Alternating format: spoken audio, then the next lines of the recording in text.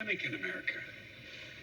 The flag at the White House was still flying at half-mast for the 8 victims of the mass shooting in Georgia, when 10 more lives were taken in a mass shooting in Colorado.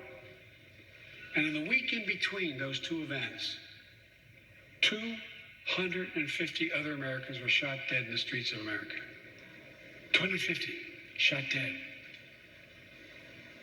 I know how hard it is to make progress on this issue.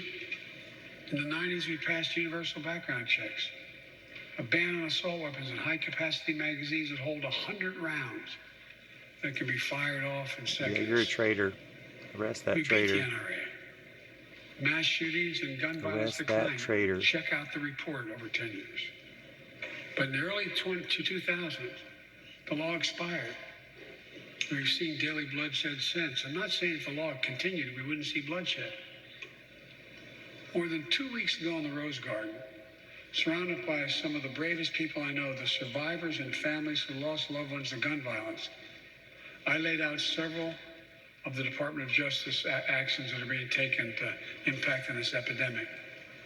One of them is banning so-called ghost guns. These are homemade guns built from a kit that includes directions on how to finish the firearm. The parts have no serial numbers, so they show up at crime scenes and they can't be traced. The buyers of these ghost gun kits aren't required to pass any background check. Anyone, from a criminal or terrorist, could buy this kit and within 30 minutes have a weapon that's lethal, but no more. And I'll do everything in my power to protect the American people from this epidemic of gun violence, but it's time for Congress to act as well. Look,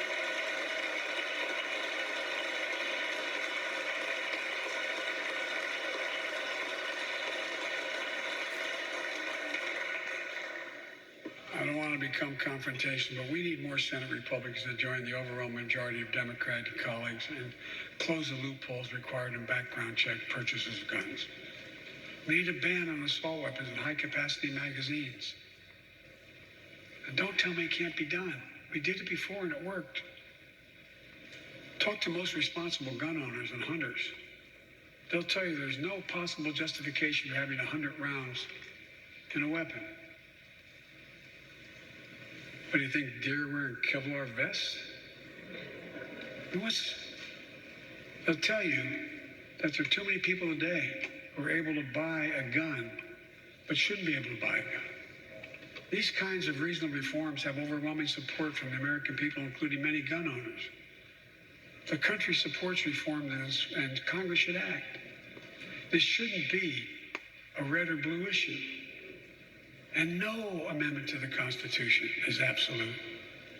You can't yell fire in a crowded theater. From the very beginning, there were certain guns, weapons, that could not be owned by Americans. Certain people could not own those weapons ever. We're not changing the Constitution. We're being reasonable.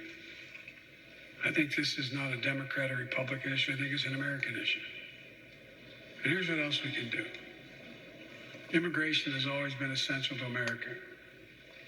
Let's end our exhausting war over immigration.